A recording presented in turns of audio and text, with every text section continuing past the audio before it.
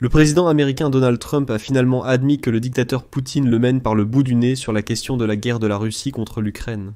La Maison-Blanche a annoncé avoir convaincu Donald Trump que Poutine le faisait passer pour un imbécile. On a réussi à faire comprendre à Trump qu'en réalité Poutine fait preuve d'irrespect aussi bien envers le président américain qu'envers les États-Unis d'Amérique dans leur ensemble. Selon une information, Trump avait préparé des plans pour contraindre la Russie à la paix, et pour le président des États-Unis. Il ne restait plus qu'à choisir l'option qui lui plairait le plus. Parallèlement à cela, il est rapporté que les États-Unis ne peuvent plus ignorer que Vladimir Poutine ne cherche pas la paix. Et malgré une offre avantageuse de cessation des hostilités, le dirigeant de la Fédération de Russie refuse tout compromis. C'est pourquoi à Washington, on dit que si les États-Unis veulent vraiment parvenir à un accord stable, ils doivent durcir leurs conditions. Parallèlement, le secrétaire d'État américain Marco Rubio déclare que, soi-disant, les positions de l'Ukraine et de la Russie concernant la paix se sont rapprochées. C'est pourquoi il croit à des négociations fructueuses. Cependant, au même moment, la vice-présidente des États-Unis, J.D. Vance, ajoute que la guerre en Ukraine, malheureusement, ne se terminera pas dans un avenir proche. Voyons ensemble dans cette émission jusqu'où Donald Trump est prêt à aller en matière de pression contre la Fédération de Russie. Quelles options sont envisagées ? Et s'il faut s'attendre à un durcissement des sanctions contre la Russie et à une augmentation de l'aide militaire à l'Ukraine. Je m'appelle Alexei Pesci. Aujourd'hui, nous sommes le 2 mai. Passons à tout dans l'ordre. Ainsi, aujourd'hui, une publication écrit que l'équipe du président des États-Unis a préparé pour Donald Trump plusieurs options pour renforcer la pression économique sur la Russie afin de la contraindre à des négociations de paix. À ce sujet, en particulier, des sources d'Emodbir à la Maison-Blanche rapportent. Et donc, selon ces sources, Trump n'a pas encore pris de décision, car les efforts diplomatiques se poursuivent. Les interlocuteurs de la publication, ils ont refusé de préciser les options proposées au président des États-Unis pour faire pression sur la Russie. Et ici, la publication rappelle que l'Ukraine et ses alliés appellent la Maison-Blanche à renforcer la pression sur Moscou en imposant des restrictions supplémentaires sur l'exportation des ressources énergétiques afin de limiter les revenus de l'agresseur provenant de la vente de pétrole. Et il convient de noter ici que l'allié de Donald Trump, le sénateur américain Lindsey Graham, a également déclaré récemment qu'il avait préparé un projet de loi sur l'introduction de nouvelles sanctions écrasantes contre la Russie et les pays qui achètent du pétrole russe. En particulier, il est proposé d'imposer un droit de douane de 500% sur les livraisons aux États-Unis de marchandises provenant des pays qui achètent du pétrole russe, des produits pétroliers, du gaz naturel et de l'uranium. Autrement dit, il s'agit en fait d'une interdiction d'acheter du pétrole et des produits pétroliers russes. C'est intéressant. Que va-t-il se passer ensuite ? Bloomberg écrit que les États-Unis ne peuvent plus ignorer le fait que le dictateur russe Vladimir Poutine ne cherche absolument pas la paix. Les efforts de l'administration américaine pour intensifier les démarches diplomatiques visant à mettre fin à la guerre en Ukraine méritent d'être reconnus. Cependant, dans la volonté de parvenir à un accord, les initiatives proposées semblaient souvent être des concessions profitant principalement au Kremlin. Pour parvenir à une paix durable, les États-Unis devront avancer des arguments plus solides et accroître la pression sur Poutine afin de le pousser à des solutions constructives. Selon de nombreuses sources, les représentants américains ont proposé un plan de cessez-le-feu, selon lequel la Russie conserverait le contrôle de la majorité des territoires ukrainiens actuellement occupés. De plus, le plan prévoit un assouplissement significatif des sanctions contre la Russie. Il n'est pas exclu que les États-Unis reconnaissent officiellement la Crimée annexée en 2014. L'Ukraine sera autorisée à conserver ses forces armées. Cependant, les garanties de sécurité seront floues et ne seront assurées que par une coalition d'alliés, sans participation directe des États-Unis.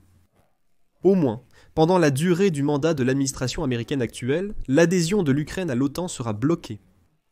Les autres détails seront discutés après la cessation des hostilités. Malgré une offre aussi avantageuse, Poutine ne montre pas de volonté de mettre fin à l'invasion. Il insiste pour contrôler les 4 régions ukrainiennes, qui ne sont actuellement que partiellement occupées.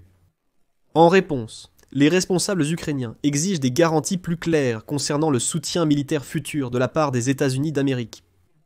Pas nécessairement une présence directe, mais y compris la défense anti-aérienne, la cybersécurité, le renseignement et le soutien aux forces de maintien de la paix des alliés européens. Sinon, la trêve pourrait n'être qu'une pause pour permettre à l'armée russe de se reconstituer. Le dernier accord, qui accorde aux États-Unis un accès prioritaire aux ressources minérales ukrainiennes, ne remplace pas les garanties de sécurité. Selon Segonia, Washington doit considérer 2 points cruciaux. D'abord, les Ukrainiens refuseront une capitulation qui, d'après eux, mènera à la reprise de l'offensive. Malgré l'absence de progrès significatif dans la libération des territoires, la défense ukrainienne reste solide.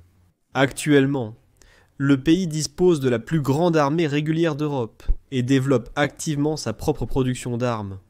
Les Ukrainiens sont fatigués de la guerre, mais ils ne sont pas prêts à se rendre. Deuxièmement, comme l'écrit Bloomberg, l'avantage russe n'est pas incontestable. Au cours des 3 dernières années, l'avancée des troupes de la Fédération de Russie a été lente et a coûté très cher au Kremlin. L'économie de type militaire subit la pression de l'inflation, la pénurie de main-d'œuvre, les taux d'intérêt élevés et la diminution des réserves de change sapent sa stabilité. La baisse des prix du pétrole réduit également les principales recettes du budget.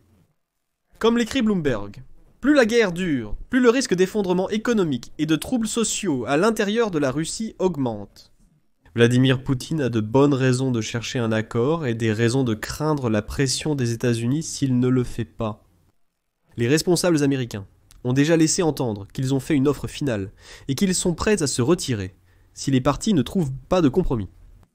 C'est mieux que de conclure un accord fictif qui récompense l'agression et provoque de futures guerres.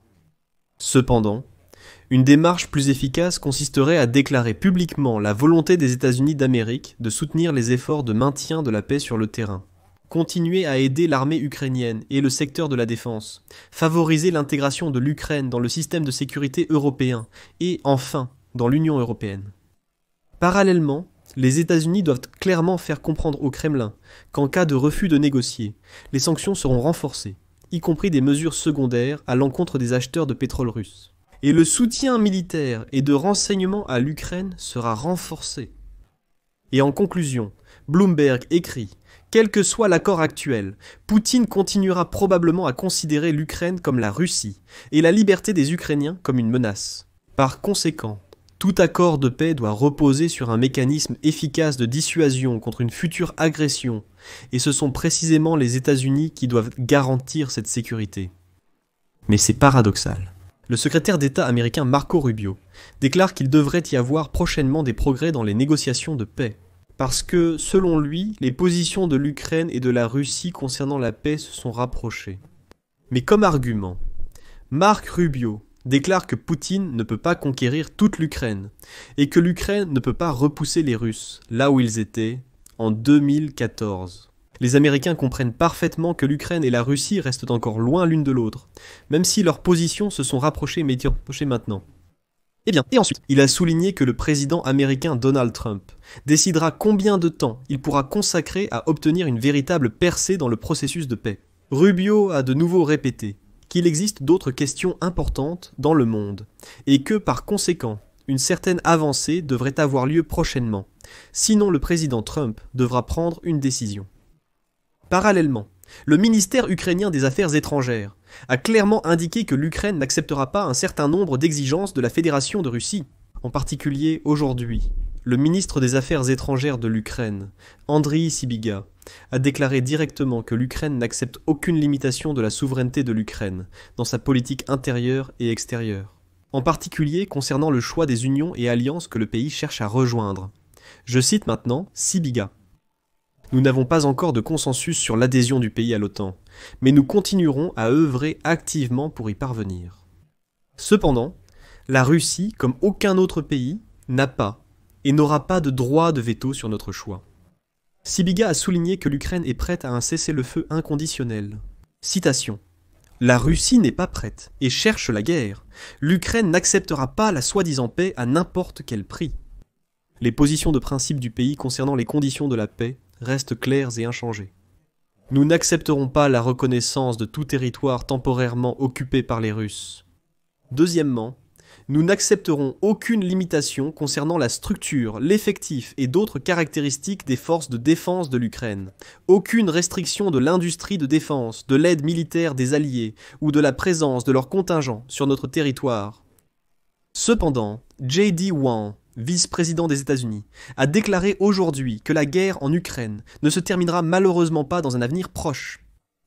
Ainsi, le vice-président a souligné qu'à présent, chaque partie connaît les conditions de paix posées par l'adversaire, et que désormais tout dépend des Russes et des Ukrainiens. Je cite ensuite J.D. Vance. Ils doivent parvenir à un accord et mettre fin à ce conflit brutal. Cela ne mènera nulle part, cela ne se terminera pas de sitôt. Les Ukrainiens sont furieux d'avoir été attaqués, mais continuent de perdre des milliers de soldats pour quelques miles de territoire. J'espère que les deux parties vont réfléchir. Et s'ils le font, ce sera parce que Donald Trump a proposé l'un des meilleurs accords du XXIe siècle. Mais à la Maison-Blanche, on continue de croire que Trump parviendra maintenant à faire plier le dictateur Poutine et à le pousser à accepter un accord de paix. Aujourd'hui, le journal Politico écrit que le président américain Donald Trump a quelque peu modifié sa rhétorique à propos du dictateur russe Vladimir Poutine. Après plusieurs mois d'efforts diplomatiques non publics du Premier ministre britannique Keir Starmer et du président français Emmanuel Macron. Selon des sources parmi les hommes politiques européens, tant Starmer que Macron ont convaincu Trump de ne pas faire pression sur le président ukrainien Volodymyr Zelensky et de diriger une partie de sa colère contre Poutine. Pour cela, ils ont utilisé l'argument que Poutine fait passer le président américain pour un idiot. Comme le rapporte la publication Tsitata, la critique publique du président américain à l'égard de Poutine a permis aux diplomates à Londres et à Paris de se réjouir discrètement. En effet, leurs efforts au cours des 3 derniers mois ont commencé à porter leurs fruits. La publication a précisé que le rôle clé dans les négociations avec l'équipe de Trump a été joué par le conseiller britannique à la sécurité nationale Jonathan Powell et le ministre de la Défense John Healey. Leurs efforts étaient coordonnés avec l'ambassadeur des États-Unis au Royaume-Uni, Mark Burney. Eh bien, le ministre des Affaires étrangères du Royaume-Uni, David Lammy, a admis que rien que cette année, il a eu 13 conversations avec le secrétaire d'État américain Marco Rubio, Starmer et Trump presque autant. De plus, comme l'écrit le journal Politico, Zelensky a clairement influencé le cours des pensées de Trump à Rome, a déclaré l'un des anciens ambassadeurs britanniques. Il a noté que le Royaume-Uni et la France soulignaient constamment que Poutine montrait un manque de respect envers Trump, en violant sans cesse le cessez-le-feu qu'il avait lui-même proclamé. Le diplomate a supposé que cela était devenu un sujet particulièrement sensible, car Trump réagit vivement aux pertes humaines. Cela l'inquiète vraiment. Maintenant, Trump a compris qu'on ne peut pas faire confiance à Poutine. C'est ce que Macron répète constamment et essaie de faire comprendre à Trump. C'est notre stratégie actuelle, déjà détaillée par un fonctionnaire français. Cependant, comme le note le politicien, au Royaume-Uni et en France, on s'inquiète de savoir si la fermeté de Trump envers Poutine perdurera. L'ancien ambassadeur des États-Unis en Ukraine, Stephen Pfeiffer, a noté que Trump avait une zone aveugle concernant Poutine, qui ignorait les demandes des États-Unis. Mais ces récentes déclarations laissent entendre qu'il commence à ressentir que Poutine l'a utilisé, a analysé Pfeiffer. Par conséquent, les amis, nous pouvons constater ici qu'à ce stade, Trump a tout de même commencé à s'orienter vers une pression sur la Fédération de Russie, afin de la contraindre à des négociations de paix. C'est-à-dire que l'époque de la pression sur Zelensky, au minimum, est pour l'instant mise en pause, et toute l'attention, toute la colère de Donald Trump commence déjà à se diriger vers le dictateur russe Vladimir Poutine. Par conséquent, à ce stade, on peut constater que Donald Trump a commencé à rediriger sa colère tout de même vers le président russe Vladimir Poutine. Et maintenant, la pression sur la Russie afin de la contraindre à des négociations de paix ne fera qu'augmenter. De plus, aujourd'hui, au département d'État des États-Unis d'Amérique, il a été déclaré que les États-Unis sont prêts à imposer de nouvelles sanctions contre la Fédération de Russie et ne lèvent pas les restrictions existantes.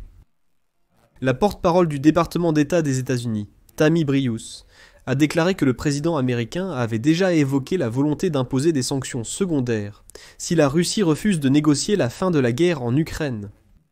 Ensuite, sa citation. « Nous ne levons aucune des sanctions en vigueur. Le président Trump veut que toutes nos actions en tant que nation soient diplomatiques. Il soutient clairement cette idée. En même temps, il comprend qu'il existe d'autres régions du monde, d'autres questions mondiales qui nécessitent de l'attention. Le secrétaire d'État américain Marco Rubio a évoqué la volonté de Washington de jouer un rôle de médiateur dans les pourparlers de paix entre l'Ukraine et la Russie. L'essence des changements réside dans le fait que nous restons toujours impliqués dans les négociations de paix et que nous aiderons autant que possible. Cependant, Nous ne voyagerons plus mondialement pour participer aux négociations opérationnelles. Désormais, c'est la responsabilité des deux parties, l'Ukraine et la Russie, et il est temps que ce soit elles qui présentent et élaborent des idées concrètes sur la manière dont ce conflit sera résolu. Les amis, je mets ici des points de suspension. Partagez votre avis dans les commentaires. Abonnez-vous, cliquez sur la cloche et mettez un like. Si vous souhaitez soutenir le travail de cette chaîne, scannez le code Quick Response qui s'affiche sur vos écrans. C'est la plateforme la plus simple et la plus pratique pour soutenir le travail de cette chaîne. C'est tout pour aujourd'hui. Prenez soin de vous. Au revoir.